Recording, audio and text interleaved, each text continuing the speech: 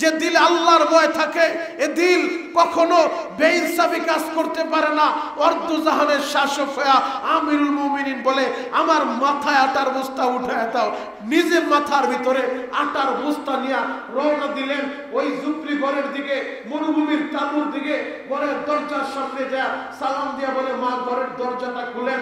দরজা খুলছে, মহিলার সামনে আটার বস্তা রাখছে, শুকনা খেজুর দিছে, নেন আপনার জন্য খাবার দিয়া গেলাম। আপনার খাবার নাই কেন? মহিলা বলে, আমার স্বামী জিহাদের ময়দানে গিয়ে শাহাদাত বরণ করছে, কিন্তু আমার স্বামী নাই। আমি পরের বাড়ি কাজ করতাম, কয়েকদিন অসুস্থ থাকার কারণে কাজেও যাইতে পারি না। আমার বাচ্চাগুলো ক্ষুধার্ত, অনাহারে কান্না করতেছে। আমি বাচ্চাদেরকে সান্ত্বনা দিতেছিলাম, খালি পাতিলের ভিতরে পানি দিয়া জাল দিতেছিলাম আর বলতেছিলাম, খাবার প্রস্তুত হচ্ছে, খাবার রান্না হচ্ছে। আমার বাচ্চাগুলোরে কয়দিন আর আমি মিথ্যা বুঝ দিয়ে রাখবো? আমি এই আল্লাহর আদালতে ওমরের বিরুদ্ধে মামলা দায়ের করব। ওমর আমার খবর নিল না। মহিলা তো জানে না যে এটাই হযরত ওমর, এটাই আমিরুল মুমিনিন, এটাই অর্ধজাহানের খলিফা হযরত ওমর। বললেন, মা গো, নেন খাবার দিলাম, আগে বাচ্চাদেরকে খাবার খাওয়ান। মহিলাটা বলে, বাবা রে, ও পথিক, তোমারে তো আমি চিনি না, তবে ক্ষমতার মসনদে ওমর না বৈশা তোমার ক্ষমতার মসনদে বসার দরকার ছিল। ক্ষমতার মসনদে ওমর না হইয়া তোমার ক্ষমতার মসনদে থাকার দরকার ছিল। আমি আল্লাহর আদালতে ওমরের গলায় গামছা লাগায় টানতে টানতে আল্লাহর আদালতে ওমরে নিয়ে যাব, ওমরের বিরুদ্ধে মামলা দায়ের করব। ওমর ক্ষমতার মসনদে, আমার বাচ্চাগুলো ক্ষুধার্ত, আল্লাহর কাছে আমি ওমরের বিরুদ্ধে মামলা দায়ের করব। হযরত ওমর বলে, মা, আগে বাচ্চাদের খাবার খাওয়ান, আপনি রাজ দরবারে যাবেন ইনশাআল্লাহ। ওমরের সাথে আমার ভালো পরিচয় আছে, আপনার একটা ব্যবস্থা আমি করে দিব। এই কথাটা বইলা ওমর মহিলারে খাবার দিয়া ঘরের বাহিরে দাঁড়ায় আছে। মহিলা তো জানে যুবক চইলা গেছে, ওমর তো যায় না। দারওয়ান তার সাথে সফর সঙ্গী যে ছিল খাদেম, খাদেম বলতেছে, আমিরুল মুমিনিন, ফজরের নামাজের সময় হয়ে যাবে মসজিদে নববীতে, আপনাকে তো আবার নামাজের ইমামতি করতে হবে। নেতা আকারে বলে, নেতা রাজপথ নেতা, নেতা মসজিদে গেলেও নেতা, নেতা জানাজায় গেলেও নেতা, নেতা আকারে বলে।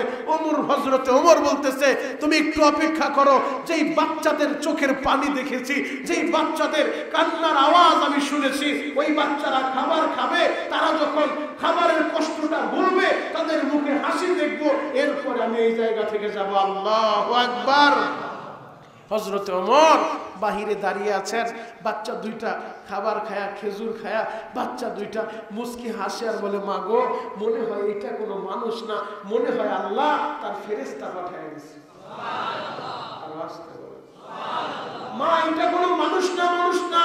মা, এই মানুষটাকে যদি মানুষ হইতো, সে কি জানতো আমরা কষ্টে আছি? সে কি জানতো আমরা না খেয়ে আছি? মা, মনে হয় এটা কোনো মানুষ না, আল্লাহ মনে হয় ফেরেশতার মাধ্যমে খাবার পাঠায় দিছে। বাচ্চাগুলা খেজুর খায়, মুস্কি মুস্কি হাসে। ওমর বাচ্চাদের হাসি দেখা এরপরে মসজিদে নববীতে যায়। ফজরের আজান হয়ে গেল, নামাজের ইমামের মুসাল্লায় দাঁড়ায় হযরত ওমর ইমামতি করলেন। নামাজটা শেষ কইরা মুসল্লিদের অভিমুখ হইয়া হযরত ওমর মিম্বারের ভিতরে বৈশা ঘোষণা কইরা দিলেন প্রশাসনের লোকদেরকে, যাও অমুক পল্লীতে যা, মরুভূমির ভিতরে একটা তাঁবু আছে, ওই তাঁবুর ভিতরে একজন বৃদ্ধ মহিলা আছে, একজন মহিলা, তাকে তোমরা নিয়ে আসবা। যদি স্বেচ্ছায় না আসতে চায়, তাকে জোর করে নিয়ে আসবা, তাড়াতাড়ি চলে যাও। পুরা মসজিদ স্তব্ধ হয়ে গেছে। ওমর তো রাতের অন্ধকারে দেশের খবর নেয়, না জানি আবার কোন অপরাধ দেখছে যার কারণে এখন বিচার হবে, না জানি কার গর্দানটা উইরা যায়, না জানি কার ফাঁসির রায় হয়ে যায়। পুরা মসজিদ স্তব্ধ হয়ে গেছে, না জানি আজকে কি এমন বিচার হয়, কি এমন অপরাধ জানি হযরত ওমর দেখছে। হযরত ওমর প্রশাসনের লোকদেরকে পাঠায় দিয়েছে। প্রশাসনের লোকেরা ফজরের পর যায় মহিলার বাড়িতে হাজির, সালাম দিয়া বলে, মা, আপনাকে মসজিদে নববীতে যেতে হবে, আপনাকে আমিরুল মুমিনিন হযরত ওমর তলব করছে, ফরমান জারি করে দিয়েছে, যদি স্বেচ্ছায় যেতে না চান, আপনাকে আমরা জোর করে তুলে নিয়ে যাব।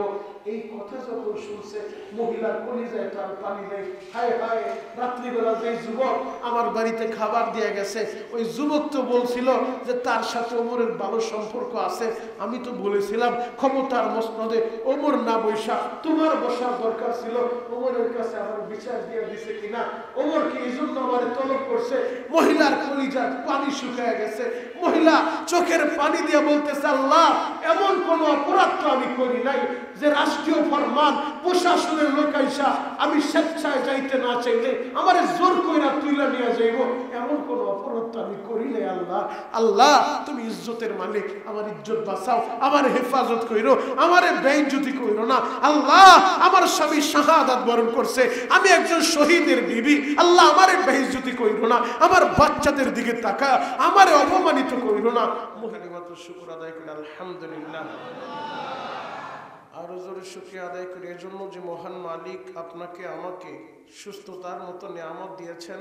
আপনি আর আমি সুস্থ অবস্থায় আল্লাহর ঘর মসজিদে আসতে পেরেছি, জবানে আল্লাহ পাকের নাম উচ্চারণ করতে পেরেছি, এজন্য আরেকবার বলি আলহামদুলিল্লাহ। মুহতারাম হাজিরিন, খুতবার ভিতরে যে আয়াতে কারিমা তেলাওয়াত করেছি, এই আয়াতের ভিতরে আল্লাহ পাক রব্বুল আলামিন বলেন, ইয়া আইয়ুহাল্লাযীনা আমানুত্তাকুল্লাহ ওয়া কুনু মা'আস সাদিকিন। হে আমার ঈমানদারেরা, তোমরা আমি আল্লাহকে ভয় করো আর সত্যবাদীদের সঙ্গী হয়ে যাও। মুহতারাম হাজিরিন, যে বান্দার দিলের ভিতরে আল্লাহর ভয় হাসিল হয়ে যায়, তাকওয়ার গুণ অর্জন হয়ে যায়, ওই বান্দা আল্লাহর কাছে দামি হয়ে যায়, ওই বান্দা নবীর কাছে দামি হয়ে যায়।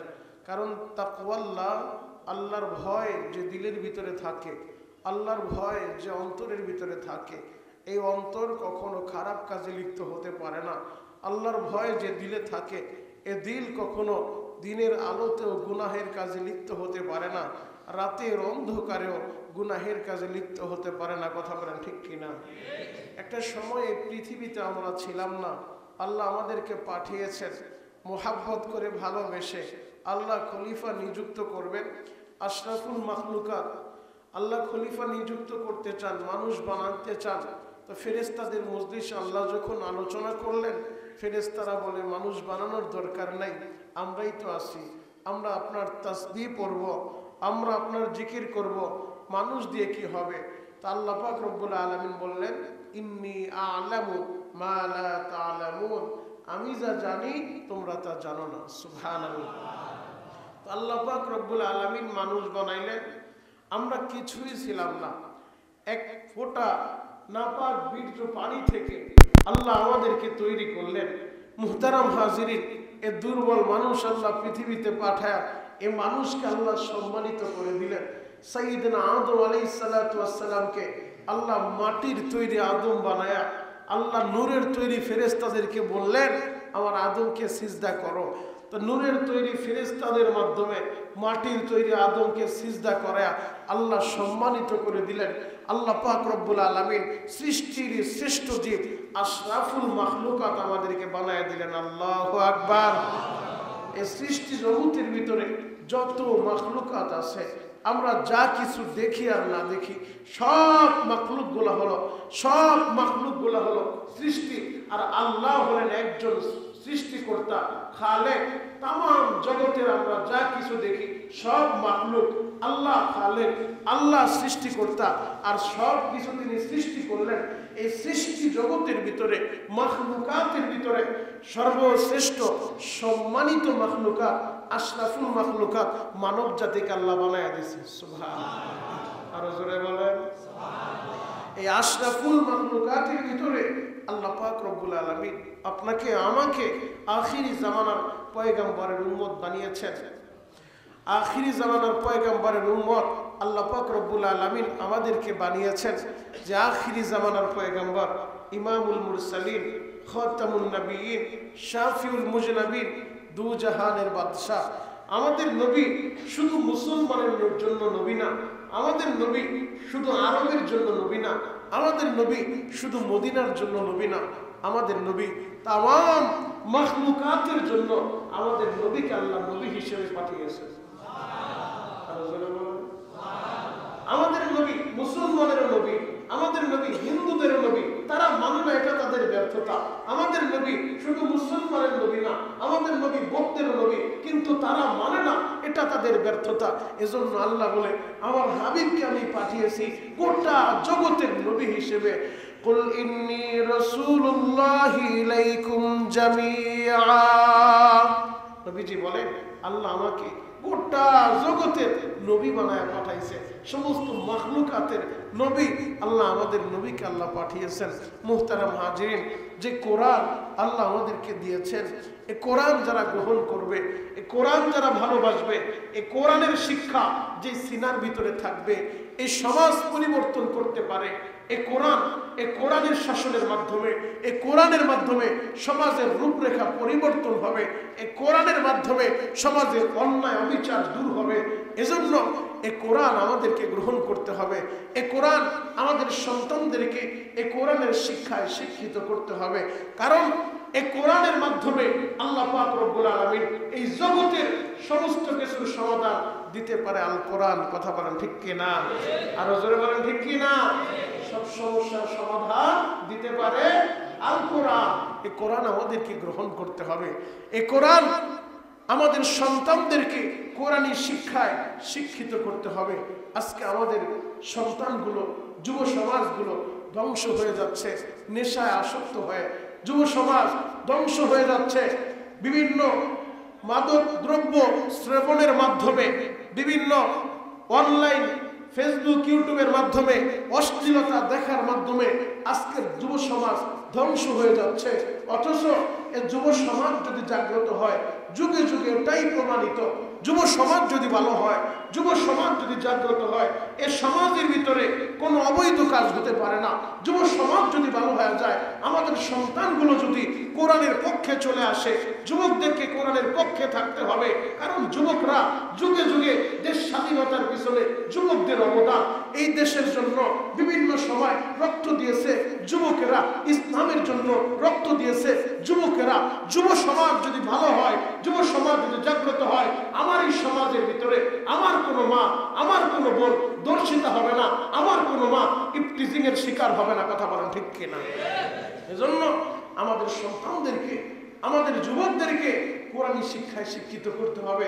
যুবকদের দিলের ভিতরে কোরআন ঢুকায় দিতে হবে। মুহতারাম হাজিরিন, যে কথাটা বলতেছিলাম, সব সমস্যার সমাধান দিতে পারে আল কোরআন। কোরআন যে সিনার ভিতরে থাকবে, কোরআনী বুঝ যে সিনার ভিতরে তৈরি হয়ে যাবে, ওই যুবক গুনাহের কাজে লিপ্ত হবে না। যুবক বন্ধুদেরকে বলবো, যুবক, প্রতিদিন কত যুবকের মৃত্যুর সংবাদ পাই। প্রতিদিন এমন কোন দিন নাই যে যুবকের লাশের খবর নাই। প্রতিদিন যুবক মারা যাচ্ছে। যুবক, তুমিও মারা যাবে। মারা যাওয়ার আগে, তুমি মরে যাওয়ার আগে, তুমি দুনিয়াতে আসছো ক্ষণিকের জিন্দিগি, কিন্তু যে কবরের জিন্দিগি শুরু হবে, ওই পরপারের জিন্দিগি শুরু আছে, যেই জিন্দিগির আর কখনো শেষ নাই।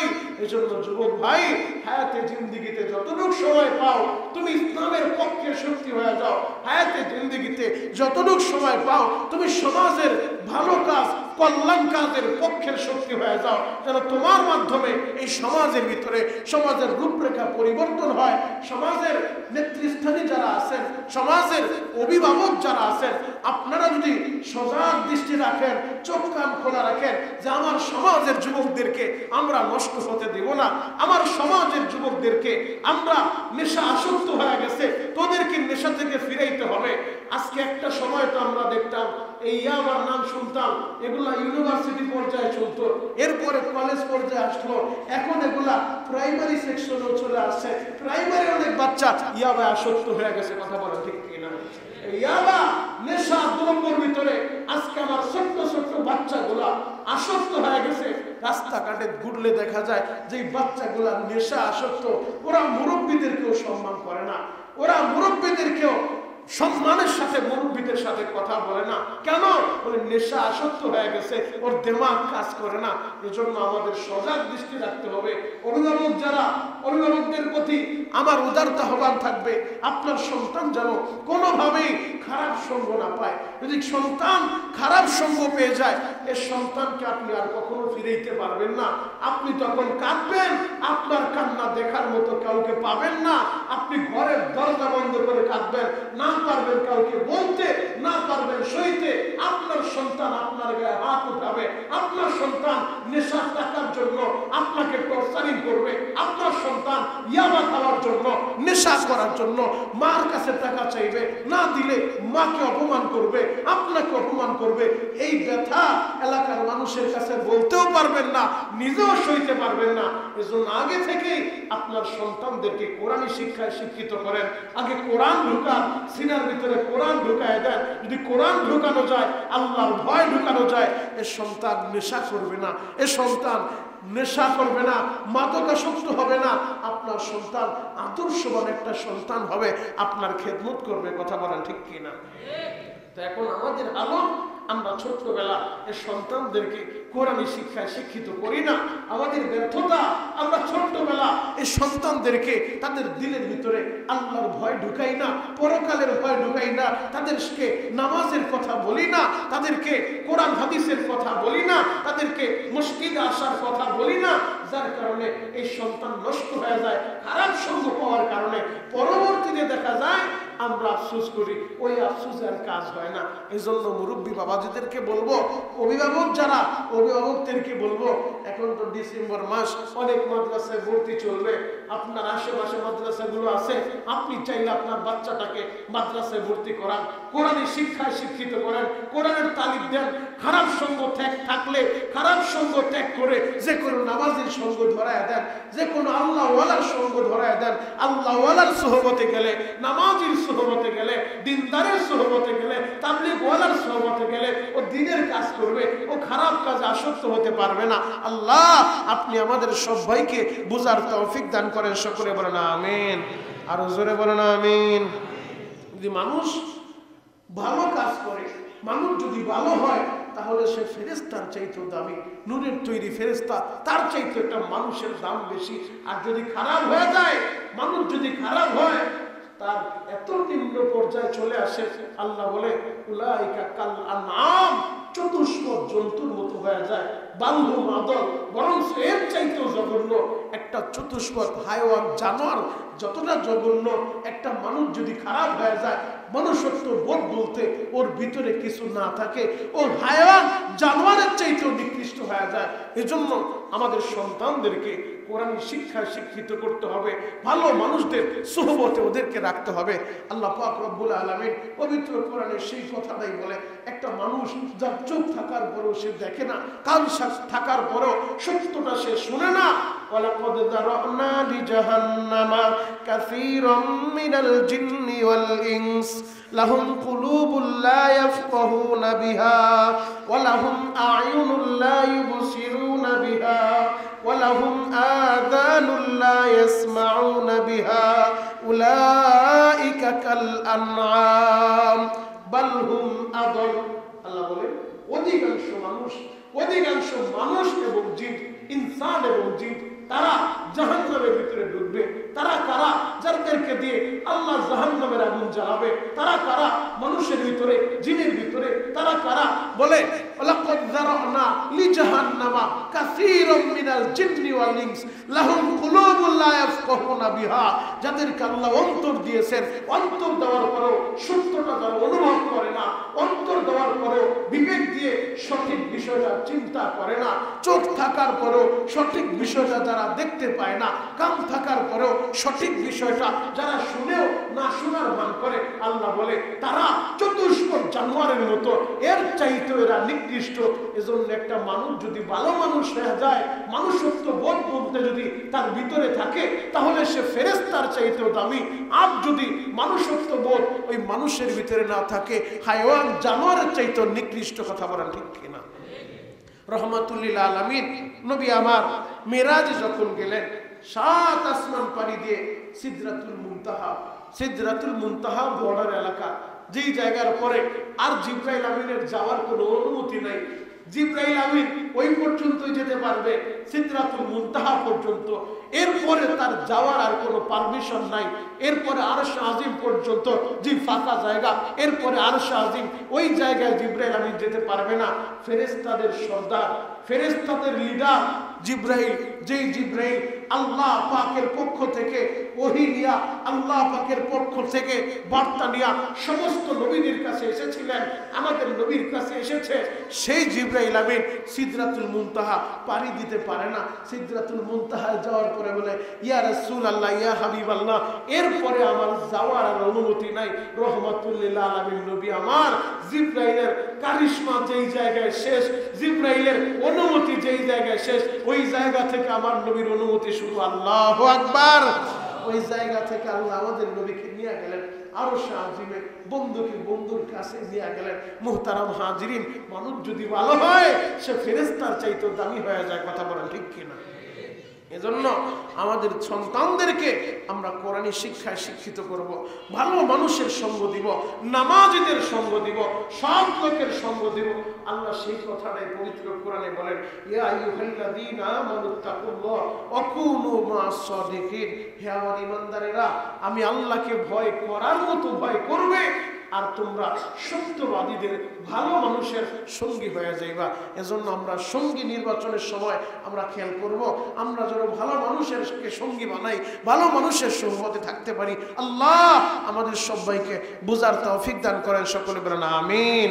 আর ইয়া আইয়ুহাল্লাযীনা আমানুত্তাকুল্লাহ, হে ঈমানদারেরা, আমি আল্লাহকে ভয় করবা। আল্লাহর ভয় যে দিলে হাসিল হয়, এ দিল কখনো গুনাহের কাজে ধাবিত হয় না। আল্লাহর ভয় যে দিলে হাসিল হয়, তাকওয়াল্লাহ, আল্লাহর ভয়, তাকওয়াল্লাহ থাকার কারণে আমিরুল মুমিনিন ওমর খলিফা হওয়ার পরেও ওমর রাষ্ট্রীয় সম্পদ চুরি করে না। তাকওয়াল্লাহ, আল্লাহর ভয় থাকার কারণে অর্ধ জাহানের শাসক হয়ে হযরতে ওমর স্বাভাবিকভাবে জীবন যাপন করে। রাতের অন্ধকারে পূজাদের খবর নয়, আমার দেশের ভিতরে কে খাবার খাইলো, কে না খেয়ে ঘুমাইলো, আমার দেশের ভিতরে কোন মানুষটা মাজলুম, কোন মানুষটা জালেমের অত্যাচারের শিকার হইল কিনা, রাতের অন্ধকারে নিজে তার এলাকার ভিতরে ঘুরে ঘুরে খবর নিতে থাকে। অর্ধ জাহানের শাসক হযরত ওমর কেন এই কাজগুলো করে? বলে তাকওয়াল্লাহ, আল্লাহর ভয় ওই দিলের ভিতরে আছে। এই দিল তো বেইনসাফি কাজ করতে পারে না। কথা বলেন ঠিক কিনা? হযরত ওমর রাতের অন্ধকারে তিনি ঘুরতেছেন, এলাকার ভিতরে খোঁজ খবর নিতেছেন, ঠিক মতো সবাই খাবার পাইলো কিনা, ঠিক মতো সবাই ঘুমায় কিনা, রাতের অন্ধকারে কোনো অবৈধ কাজ চলে কিনা। হযরত ওমরের নীতি ছিল এক এক রাতে এক এক এলাকায় যাইতে পরিদর্শনের জন্য। মরুভূমির মাঝখান দিয়া হযরত ওমর নজর করে দেখে, একটা মরুভূমির মাঝখানে একটা ঝুপড়ি ঘরের মতো দেখা যায়, তাঁবুর মতো দেখা যায়। ওই জায়গা থেকে ছিদ্র দিয়া আগুনের লেলিহান বের হচ্ছে, মনে হচ্ছে ওই জায়গায় মানুষ আছে, আগুনের জ্বলতেছে, মনে হয় ওই জায়গায় কোনো কাজ হচ্ছে। হযরত ওমর এই দৃশ্য দেখার জন্য মরুভূমির মাঝখান দিয়া ওই তাঁবুর নিকটবর্তী হলেন, তাঁবুর কাছাকাছি গেলেন। তাঁবুর সামনে দাঁড়ায়া হযরত ওমর শুনতেছে ছোট্ট ছোট্ট দুইটা বাচ্চা মায়ের কাছে কান্না করে করে বলতেছে, মা আর কতক্ষণ আমরা অপেক্ষা করব? ক্ষুধার যন্ত্রণা আমরা সইতে পারি না, আমাদের তো আর সহ্য হয় না। মা গো, আপনি তাড়াতাড়ি খাবারের ব্যবস্থা করেন। মা দুঃখিনী বলে, অপেক্ষা করো, অপেক্ষা করো, খাবার রান্না হচ্ছে, প্রস্তুত হচ্ছে। কিন্তু বাচ্চাগুলোর কান্না কোনোভাবেই থামানো যায় না। বাচ্চাগুলো বলে, মা গো, আজকে কয়দিন যাবত তুমি শুধু বলেই যাচ্ছ খাবার রান্না হচ্ছে, রান্না হচ্ছে, তোমার খাবার কোথায়? আমরা আর সইতে পারি না। হযরত ওমর এই কথাটা শুই না, ওমরের দিলে লাগা গেছে যে আমার এরিয়ার, আমার একজন প্রজা, আমার এরিয়ার একজন মানুষ এই বাচ্চাগুলো না খেয়ে আছে। হযরত ওমর একটা মিনিটও আর ওই জায়গায় দাঁড়ায় নাই, একটা দৌড় মারছে। হযরত ওমর একটা দৌড় বাইরা তাড়াতাড়ি চলে আসছে রাষ্ট্রীয় কোষাগার খাদ্য গুদামের নিকট। খাদ্য গুদামের দারোয়ানরা আইসা বলে, তোমার এই খাদ্য গুদামের ভিতরে কি আছে প্রস্তুত করা, তাড়াতাড়ি আমার কাছে দাও। আটার বস্তাটা আমি ওমরের মাথার ভিতরে উঠায় দাও, আর কিছু খেজুর তুমি নিয়ে দাও। এবার খাদ্য গুদামের দারোয়ান বলতেছে, আমিরুল মুমিনিন, আপনি অর্ধ জাহানের শাসক, আপনি যদি মাথার ভিতরে আটার বস্তা নেন তাহলে এটা কেমন দেখায়? আপনি বলেন আমাকে কোন জায়গায় যেতে হবে, আমি নিজে বোঝা বহন করে নিয়ে যাব। আপনি আমিরুল মুমিনিন, আপনি শুধু আদেশ করেন। হযরত ওমর বলেন, না, এই আদেশ তোমাকে আমি করতে পারবো না। ময়দানে মাহশারে আমার পাপের বোঝা তুমি বহন করবে না, আমার বোঝা আমাকেই বহন করতে হবে। অতএব এই জায়গায় কোনো অনুরোধ চলবে না, তাড়াতাড়ি আটার বস্তাটা আমি ওমরের মাথায় উঠায় দাও। আল্লাহু আকবার।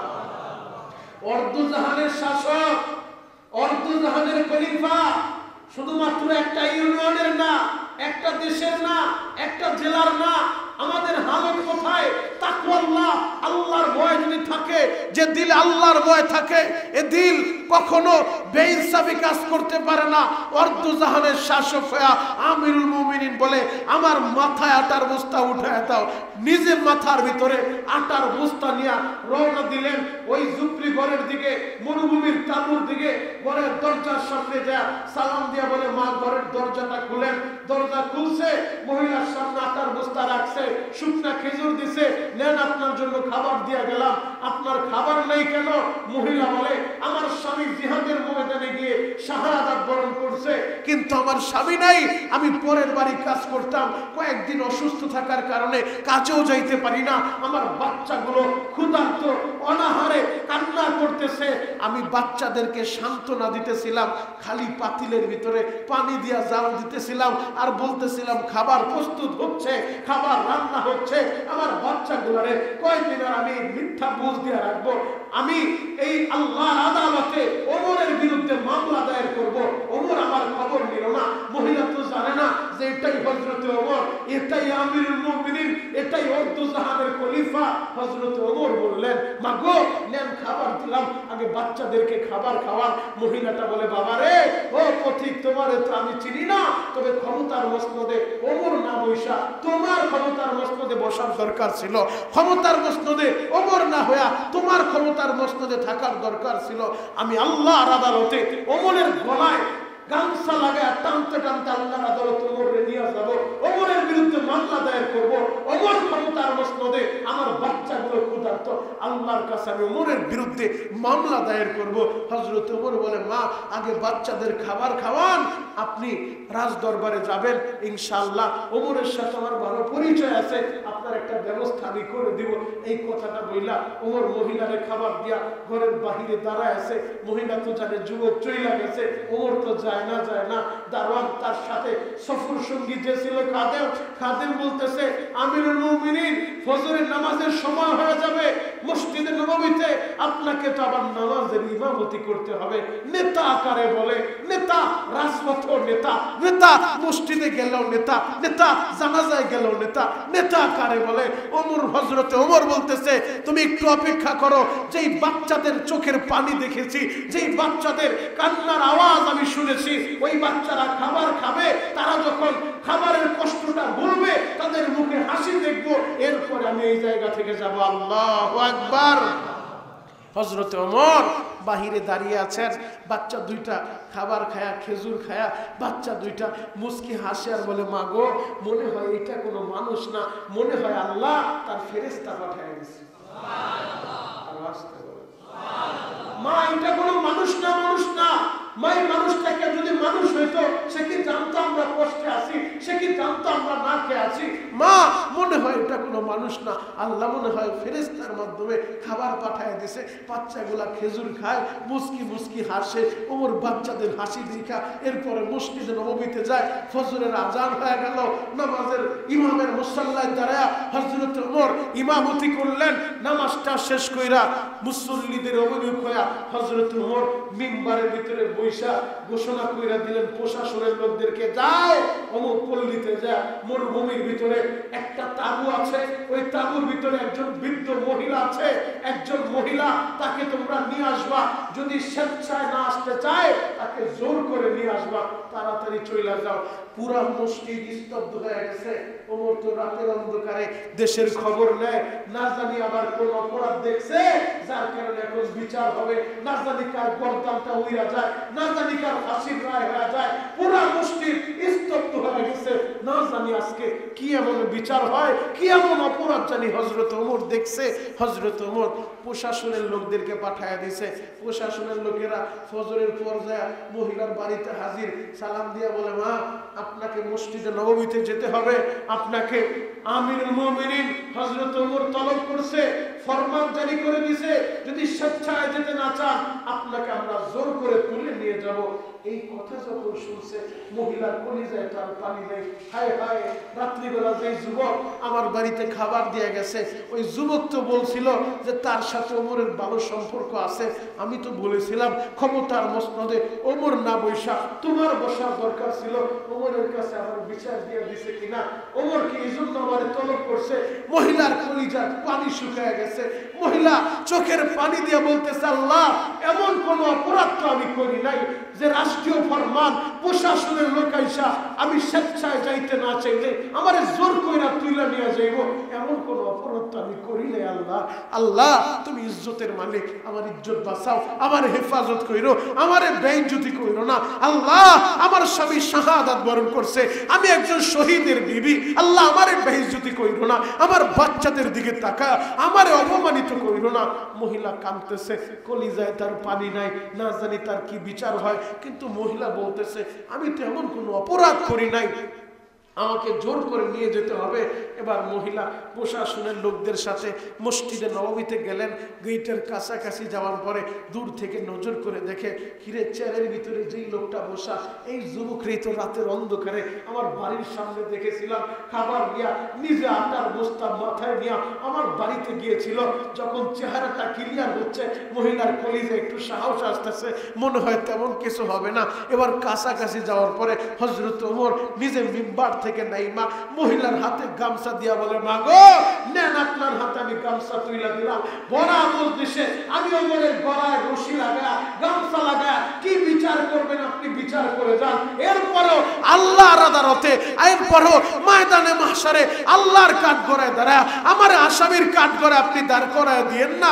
আল্লাহর আদালতে আমার বিরুদ্ধে মামলা দায়ের কইরা আমার আসামি বানায় দিয়েন না। আল্লাহু আকবার। অর্ধজাহানের শাসক তাকওয়াল্লাহ, আল্লাহর ভয় থাকার কারণে, এ দিলে আল্লাহর ভয় থাকার কারণে দুনিয়ার ভিতরে তারা কিভাবে রাষ্ট্র পরিচালনা করলো। ও আমার নেতা ভাইরা, ও আমার অভিভাবক ভাইরা, আপনি আপনার অভিভাবক, আপনি আপনার দায়িত্বশীল। কুল্লুকুম রাইন ওয়া কুল্লুকুম মাসউলুন আন রাইয়াতিহি। বিশ্বনবী যে বলেন, তোমরা প্রত্যেকেই দায়িত্বশীল, তবে সবাই সবার দায়িত্ব সম্পর্কে আদালতে আল্লাহর কাঠগড়ায় দাঁড়ায় জবাব দিতে হবে। আপনি আপনার পরিবার কিভাবে পরিচালনা করছেন, এই পরিবারের দায়িত্বশীল আপনি, আপনাকে জবাব দিতে হবে। আপনার পরিবার কিভাবে চলছে, আপনি সমাজের দায়িত্বশীল, আপনাকে সমাজ সম্পর্কে আল্লাহর কাছে জবাব দিতে হবে। আপনি দেশের দায়িত্বশীল, দেশ সম্পর্কে আল্লাহর আদালতে আপনাকে জবাব দিতে হবে। আপনি যে সেক্টরে থাকেন, আমরা সবাই দায়িত্বশীল। নবীজি বলছে, কুল্লুকুম রাইন ওয়া কুল্লুকুম মাসউলুন আন রাইয়াতিহি। তোমরা সবাই দায়িত্বশীল, সবাই সবার দায়িত্ব সম্পর্কে আল্লাহর কাছে জিজ্ঞাসিত হবে। আল্লাহ জিজ্ঞেস করবে, আল্লাহ প্রশ্ন করবে, জবাব তোমাদেরকে দিতে হবে। যুবক বন্ধুদেরকে বলবো, যুবক ভাই, তোমার যৌবনকাল সম্পর্কে আল্লাহর আদালতে জবাব দিতে হবে। কোন পথে যৌবন ব্যয় করছো, কোন পথে শক্তি ব্যয় করছো, কোন পথে তোমার অর্থ ব্যয় করছো। এজন্য যুবক ভাইরা, যদি যৌবনকালটা আল্লাহর রাস্তায় কাটানো যায়, যদি যৌবনকালটা আল্লাহর হুকুমের মাধ্যমে কাটানো যায়, যদি যৌবনকালটা নামাজের মাধ্যমে কাটানো যায়, যদি যৌবনকালটা রোজার মাধ্যমে কাটানো যায়, তাহলে ময়দানে মাহশারে আরশের ছায়া ছাড়া যেদিন অন্য কোনো ছায়া থাকবে না, থাকবে না, ওই দিন 7 শ্রেণীর মানুষদেরকে আরশে আজিমের নিচে রব্বে কারীম ছায়া দান করবে। যে আরশের ছায়া ছাড়া ভিন্ন কোনো ছায়া পাওয়া যাবে না, গাছের ছায়া থাকবে না, অট্টালিকার ছায়া থাকবে না। এই জগতের যে পাহাড়গুলো দেখতেছো, পাহাড়গুলো থাকবে না, তুলার মতো উড়তে থাকবে। এই সমস্ত বিল্ডিং গুলা মাটির সাথে মিশে যাবে, উঁচু নিচু, আঁকা বাঁকা, গলি কুচু থাকবে না, সব একেবারে ক্রিকেট খেলার মাঠের মতো, ক্রিজের মতো সমতল ভূমি হয়ে যাবে। ওই ময়দানে মাহশারে একটা ছায়া থাকবে, আরশে আজিমের ছায়া। ওই আরশে আজিমের ছায়ার নিচে 7 শ্রেণীর মানুষদেরকে আল্লাহ জায়গা দিবে। এর ভিতরে ওই যুবকদেরকে আল্লাহ আরশে আজিমের নিচে ডাইকা ডাইকা ছায়া দান করবে। যে যুবক তার যৌবনকাল আল্লাহর রাস্তায় কাটাইছে। আল্লাহু আকবার। এজন্য যুবক ভাইদেরকে বলবো, যৌবনকাল আল্লাহর রাস্তায় কাটাইতে হবে। তুমি কোরআনের পক্ষের শক্তি হইবা, ইসলামের পক্ষের শক্তি হইবা, তুমি ন্যায়ের পক্ষের শক্তি হইবা, তুমি ইনসাফের পক্ষের শক্তি হইবা, তুমি সব সময় মানবতার কল্যাণে কাজ করে যাইবা। যদি তুমি তোমার যৌবনকালটা আল্লাহর গোলামির মাধ্যমে কাটাইতে পারো, কোরআনের দেখানো পথ অনুযায়ী কাটাইতে পারো, ময়দানে মাহশারে আল্লাহ ডাইকা ডাইকা তোমার আরশের নিচে ছায়া দিব।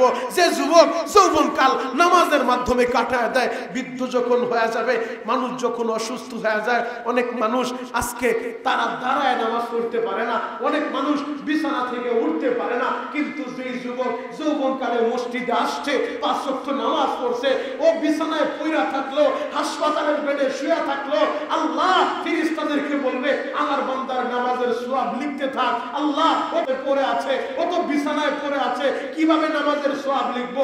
বলে যৌবনটা দেখালো, ওর যৌবনকালের ইবাদত দেখ। যদি যৌবনকালে ও নামাজে যায় থাকে, যৌবনকালে মসজিদে ঢুইকা থাকে, আজকেও তো মসজিদে যাইতো, অসুস্থতা আমি দিছি, হাসপাতালের বেডে আমি শোয়াইছি, ওরে ঘরের ভিতরে পঙ্গু কইরা আমি শোয়া রাখছি, ও সুস্থ থাকলে মসজিদে যাইতো, সুস্থ থাকলে নামাজ পড়তো, সুস্থ থাকলে রোজা রাখতো। অসুস্থ হয়ে গেছে, বার্ধক্য দিছি আমি আল্লাহ, ও বার্ধক্যের কারণে রোজা রাখতে পারে না, বার্ধক্যের কারণে নামাজে দাঁড়াইতে পারে না, বার্ধক্যের কারণে মসজিদে যাইতে পারে না, ও না যাইতে পারলো বোনাস হিসেবে ওর আমল নামায় নামাজের সওয়াব উঠতে থাকলো। আর জোরে বলেন। এজন্য যুবক, তোমাদের জন্য সুবর্ণ সুযোগ, যৌবনকালটা যদি নামাজে কাটাইতে পারো, বৃদ্ধ হয়ে নামাজের সওয়াব পাইবা। আর যে যুবক যৌবনকালটা উল্টা পাল্টা রাস্তায় কাটায়া যৌবনটা শেষ কইরা দিবা, আহারে মানুষ নিজের যৌবনের কারণে কত কিছু করে। দার্শনিকরা গবেষণা করতে করতে এক দার্শনিক বের করছে, মানুষের পেট শান্তি তো দুনিয়া শান্তি। আর এক দার্শনিক এসে বলেন না না না, পেট সব সমস্যার সমাধান না, যৌন সমস্যার সমাধান বড় সমাধান। যার যৌন সমস্যার সমাধান হয়ে যায়, দুনিয়া ঠান্ডা হয়ে যায়, ও ঠান্ডা থাকে। আর এক দার্শনিকটা এসে বলেন না, ওই যৌন সমস্যার সমাধানও যুবকদের মানুষদের আসল সমস্যার সমাধান না। আরে মানুষ তো মানুষই না, মানুষ সব ছিল ভালো।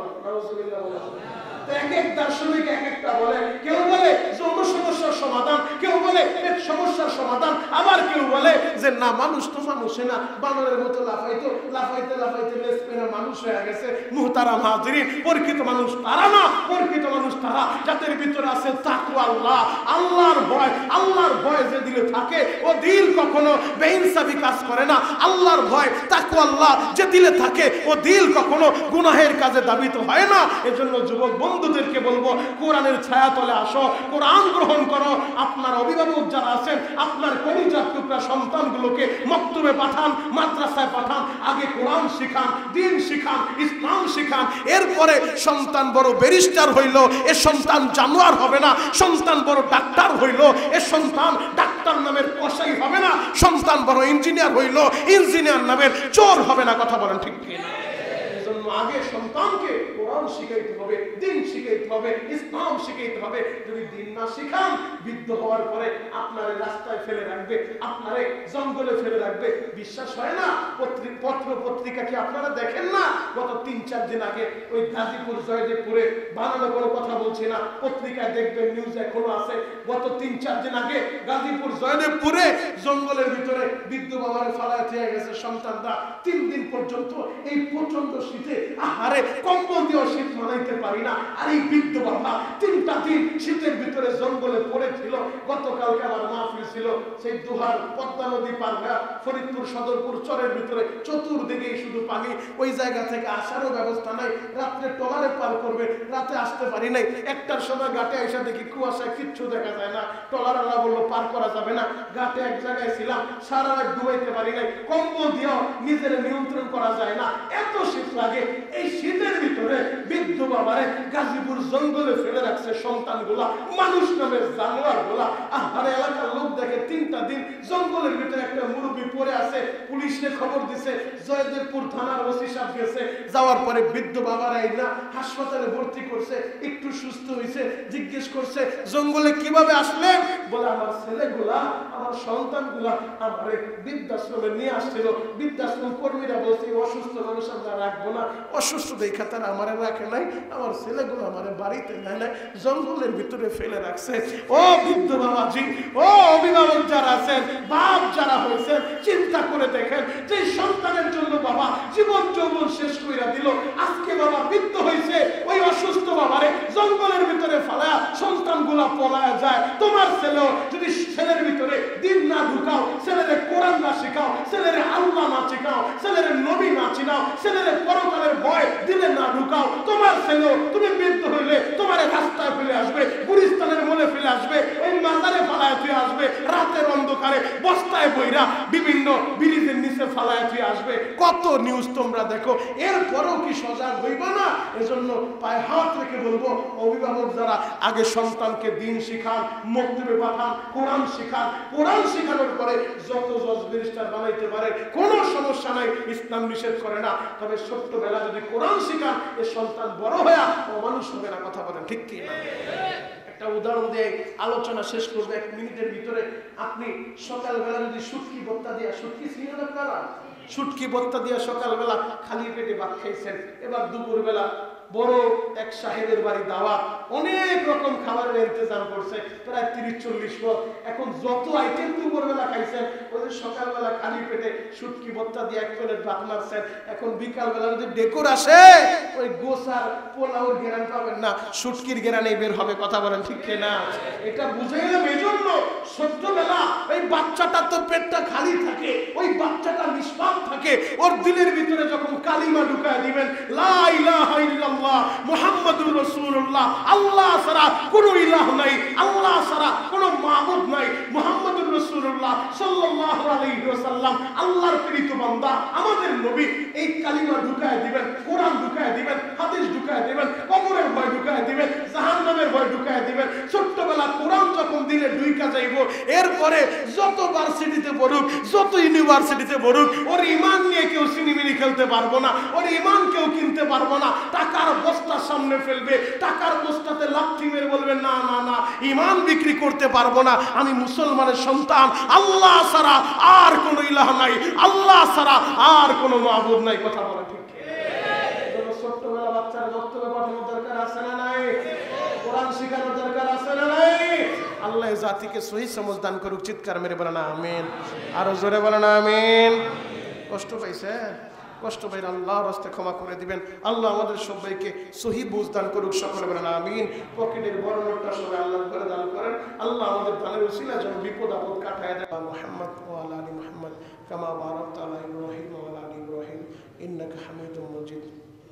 اللهم آمين.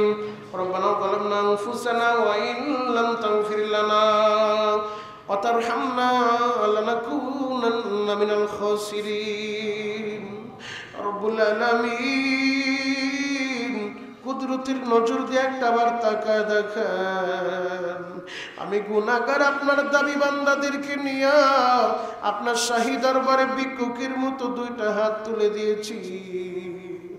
রব্বুল আলামিন, মেহেরবানি করে আমাদের সকলের জীবনের গুনাহ খাতা মাফ করে দেন।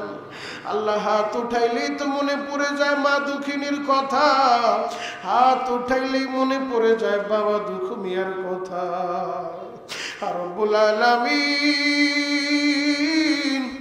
আমাদের যাদের মা, আমাদের যাদের বাবা এই দুনিয়ার মায়া ছাইরা অন্ধকার কবরের বাসিন্দা, আল্লাহ ওই মা বাবার কবরটা জান্নাতের বাগান বানায় দেন। ও দয়ার আল্লাহ, কুদরতের নজরটা দিয়া তাকায় দেখেন, কত হাজী সাহেবরা হাত উঠাইল, কত আলেম ওলামা হাত উঠাইল, আল্লাহ কত কলিজার টুকরা আমার যুবকগুলা হাত উঠাইল। আল্লাহ, একটা হাতও যদি আপনার পছন্দ হয় গো, ওই হাতের উসিলায় ভরা মজলিসের সকলের দরখাস্ত আপনি কবুল করে নেন। রব্বুল আলামিন, বাসা বাড়িতে বৈশা আমার কত মা বোনেরা, আল্লাহ বারান্দায় বৈশা জানালার সাথে কানটা লাগাইয়া আমার কত মায়ের আমাদের সাথে হাত তুলেছে। আল্লাহ, একজনের হাতও যদি পছন্দ হয়, ওই হাতের উসিলায় আমাদের সবাইরা আপনি মাফ করে দেন। আল্লাহ, গুনার দিকে তাকায়েন না মাওলা, আমরা তো গুনাহ করতে করতে এই হাত দুইটা নাপাক করে ফেলছি, গুনাহ করতে করতে জবানটা নাপাক করে ফেলছি, গুনাহ করতে করতে চোখ দুইটা নাপাক করে ফেলছি মালিক। গুনার দিকে না তাকাইয়া আপনার রহমতের দিকে তাকাইয়া আমাদের সকলের গুনাহগুলো আপনি নেক দ্বারা বদলায়া দেন রব্বুল আলামিন। যদি আমরা গুনাহগার, আপনার নাম না গফফার, আপনার নাম না রহমান, আল্লাহ গফফার নামের খাতিরে আমাদের গুনাহগুলো আপনি নেক দ্বারা বদলায়া দেন আল্লাহ। আপনার হাবিবের খাতিরে আমাদের গুনাহগুলো নেক দ্বারা বদলায়া দেন আল্লাহ। মা বাবা, দাদা দাদি, নানা নানি, শ্বশুর শাশুড়ি, পিতৃকুল মাতৃকুল যে যেখানে ঘুমিয়ে আছে প্রত্যেকের কবরে আর হাদিয়া পৌঁছায় দেন আল্লাহ। আমাদের সন্তানগুলোকে কবুল করে নেন আল্লাহ। যুব সমাজকে আপনি কবুল করে নেন। আমার যুবক ভাইদের দিলের ভিতরে আপনার ভয় দিয়া দেন রে মাওলা আল্লাহ। যুবক ভাইরা যেন নামাজি হয়ে যায় আল্লাহ। আমার যুবক বন্ধুদেরকে ওমরের মতো কবুল কইরা নেন আল্লাহ। যুবকদেরকে হানজালা খাব্বাবের মতো কবুল করে নেন আল্লাহ। সন্তানগুলো যেন মা বাবার খেদমত কইরা ওয়াইস করণীর মতো জান্নাত কামাইতে পারে কবুল করে নেন রব্বুল আলামিন। যারাই হাত তুলেছে একবার হলো খানায় কাবা বাইতুল্লাহ জিয়ারত নসিব করে দেন আল্লাহ। আরাফা মিনা মুজদালিফা না দেখাইয়া, সাফা মারওয়া সাই না করাইয়া, আপনার হাবিবের রওজা জিয়ারত না করায় কবরের ডাক দিয়েন না রব্বুল আলামিন। আপনার কত বান্দা হজের জন্য নিয়ত করছে মাওলা, অতি দ্রুত হজ নসিব করে দেন রে মাওলা আল্লাহ। যারা যাইতে পারে নাই একবার হলো যাওয়ার তৌফিক দেন, আর যারা গিয়েছে বারবার যাওয়ার সুযোগ করে দেন আল্লাহুম্মা ওয়াফিকনা জিয়ারাতাল হারামাইন। সুবহান রাব্বিকা রাব্বিল ইজ্জাতি আম্মা ইয়াসিফুন ওয়া সালামুন আলাল মুরসালিন ওয়া সালামুন আলাল মুরসালিন। আখিরি দরখাস্ত মালিক, যেদিন আমাদের দরজায় মালাকুল মউত আজরাইল হাজির হয়ে যাবে ওই দিন ওই মুহূর্তে আমাদের সকলের জবানে জারি করে দিবেন লা ইলাহা